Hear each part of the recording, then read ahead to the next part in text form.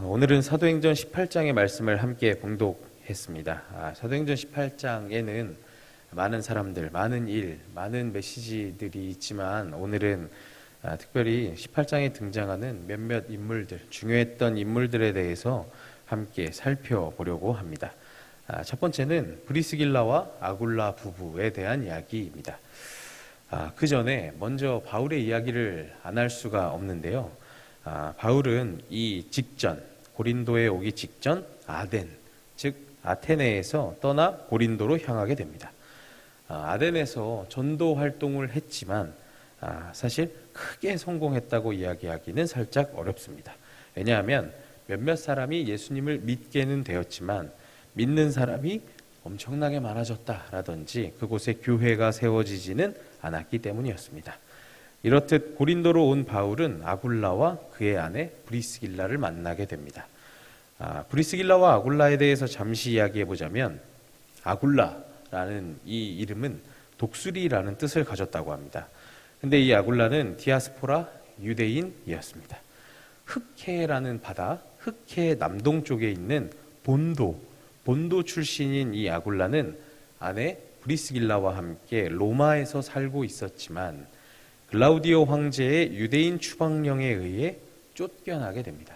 그래서 고린도로 오게 되었습니다.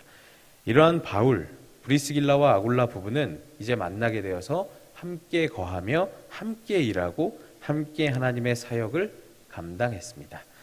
그런데 바울은 이 부부를 어떻게 이야기했을까요?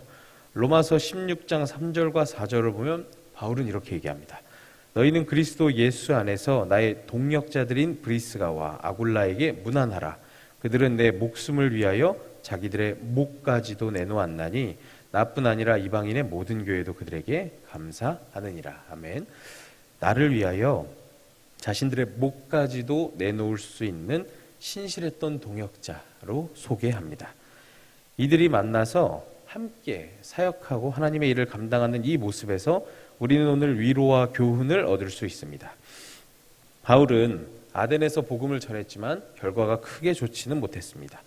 다른 지역에서 거두었던 이 빛나는 그 모습들에 비하면 살짝 초라해 보이기도 합니다. 브리스길라와 아굴라 부부도 마찬가지죠. 그들이 오고 싶어서 고린도로 온 것은 아니었습니다. 로마에 거주하고 있던 유대인이었지만 황제였던 글라우디오가 나가라 추방령을 내렸기 때문에 쫓겨나 고린도로 왔던 것입니다. 그래서 어떻게 보면 이들의 만남은 세상의 눈으로 보면 어려움에 처한 사람들끼리의 만남, 어려움을 당한 사람들끼리의 만남이라고도 할 수 있습니다. 사역에서 살짝 어려움을 겪었고 살던 곳에서 쫓겨났기 때문이죠. 그런데 이 어려움을 겪고 있었던 이들의 만남을 하나님께서는 귀하게 사용하셨습니다. 하나님 나라를 위해서 풍성한 열매들을 맺게 하셨습니다. 자신을 위하여 목숨까지도 내놓을 만큼 하나 되는 공동체가 되게 하셨습니다. 그러므로 우리가 지금 혹시 어려움과 고통과 고난을 겪고 있을지 모르나 그러한 것은 하나님 입장에서 고난과 어려움이 아닐 수도 있다라는 이야기입니다.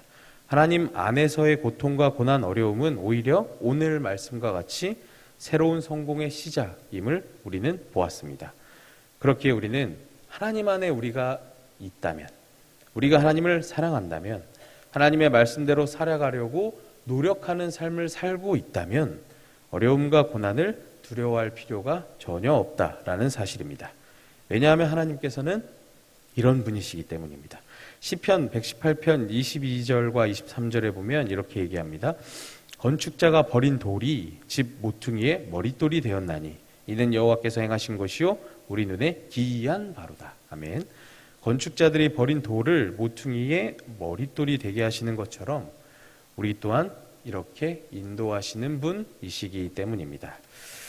한 가지만 더 바울의 자세에 대해서 좀 나누려 하는데요. 바울은 지금 어떤 상황이었을까요? 힘들었던 순간이었죠. 그의 인생에서 힘들었던 순간이라 볼 수 있습니다. 사람들은 대개 고난을 당하거나 어려움을 당하면 좌절하거나 그 자리를 떠나기도 합니다. 언제 그랬냐는 듯이 그 마음과 신앙을 잃고 방향 감각을 상실하기도 합니다. 방황하기도 하죠. 그런 면에 있어서 오늘 바울은 참 대단합니다. 인간이기에 그런 상황에서 잠시 넘어질 수도, 마음이 어려울 수도 있고 지칠 법도 한데 여전히 그의 목표와 자기의 가야 될 길을 뚝심 있게 걸어갑니다. 우리가 삶을 살면서 어떻게 매일매일 행복하고 어떻게 매일매일 잘 되고 어떻게 매일매일 좋은 일만 가득할까요? 어쩌면 고난과 어려움이 더 많이 찾아올지도 모릅니다. 하루하루 그저 버티면서 살고 있을지도 모릅니다. 혹시 힘이 들고 넘어지셨습니까? 고난의 순간을 맛보고 계십니까? 오늘 사도 바울처럼 내가 걸어가야 될 길, 나의 목표를 다시 찾으셔서 묵묵히 걸어가시기를 바랍니다. 하나님께서는 오늘 말씀 9절과 10절의 말씀처럼 이러한 자들에게 위로하시고 힘주시는 분이십니다. 우리에게 우리의 인생에 고난과 어려움이 없지는 않겠지만 그럼에도 이겨낼 힘을 주실 줄로 믿습니다. 이러한 하나님과 함께 넉넉히 이겨내시는 저와 여러분들 되시기를 소망합니다. 두 번째는 아볼로에 대한 이야기입니다. 아볼로. 브리스길라와 아굴라와 함께 18장에 등장하는 또 중요한 인물은 아볼로입니다. 우리가 24절과 25절 말씀을 다시 한 번만 함께 봉독해 보도록 하겠습니다. 24절과 25절 말씀입니다. 시작. 알렉산드리아에서 난 아볼로라 하는 유대인이 에베소에 이르니 이 사람은 언변이 좋고 성경에 능통한 자라. 그가 일찍이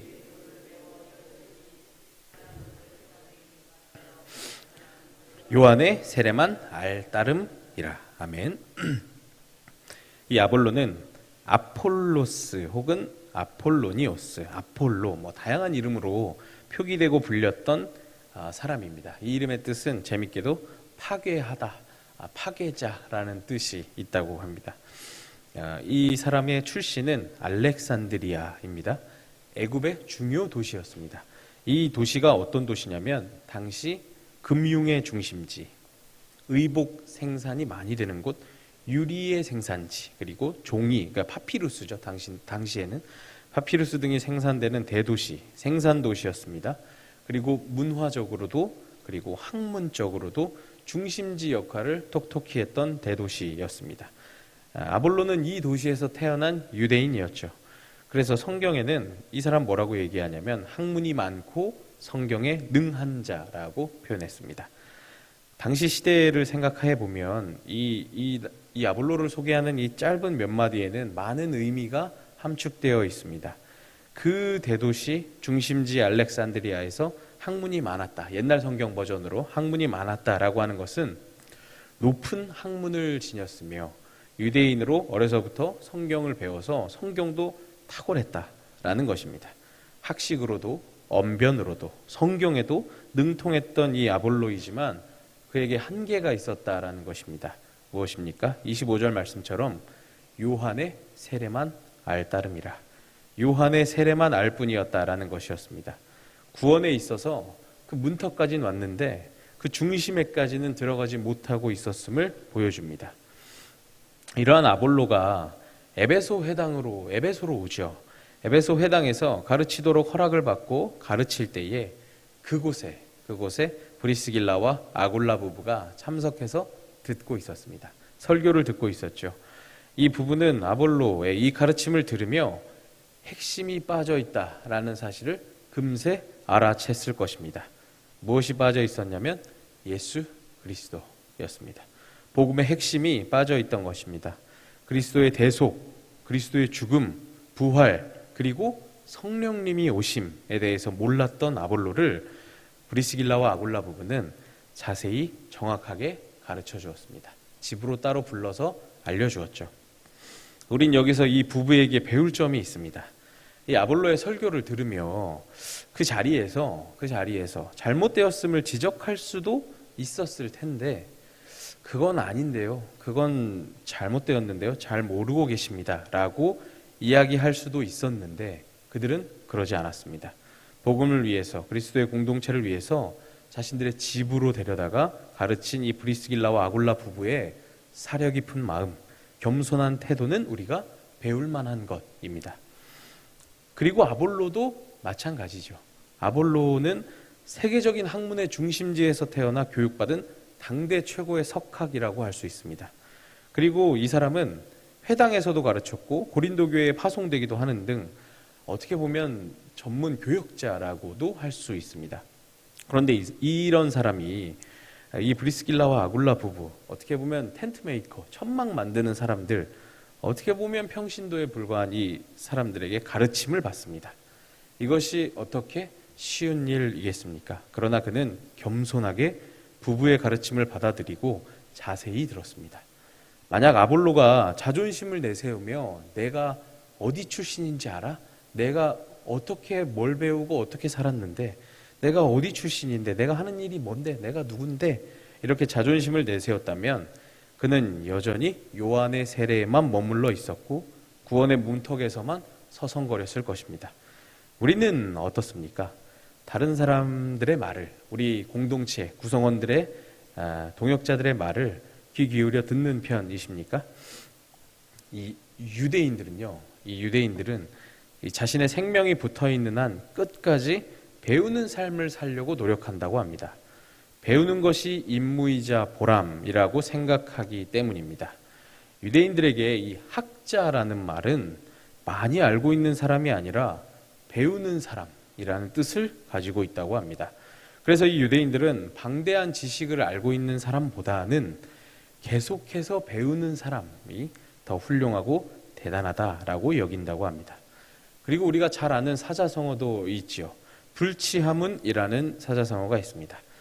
묻고 배우는 것은 결코 부끄러운 일이 아니다라는 것입니다. 묻고 배우려 하지 않는 게 더 부끄러운 것이다 라는 뜻이 담겨 있습니다. 우리 또한 다른 분들 혹은 공동체 동역자들에게 함께 묻고 들으며 함께 하나님의 일을 감당하시는 저 여러분들이 되시기를 소망합니다. 말씀을 마치려고 합니다. 오늘은 바울, 브리스길라와 아굴라 부부, 그리고 아볼로까지 사람들에 대한 이야기를 살펴봤습니다. 이 사람들 모두 각기 은사도, 했던 사역도, 그리고 삶에서 하던 일도, 그들의 인생, 삶도 모두 제각기 달랐습니다. 그러나 이들이 모여 함께 동역할 때에 하나님 나라와 교회에 많은 유익이 되었음은 당연합니다. 퍼즐도, 우리가 아이들이 맞추는 그 퍼즐도 한 조각 한 조각 모양은 모두 다르지만 다 같이 맞춰 모일 때 아름다운 그림이 되기도 합니다. 우리 또한 서로 겸손하며 배움으로 함께 동역하며 교회와 세상에 큰 유익을 끼치는 사람들이 되시기를 소망합니다. 기도하겠습니다.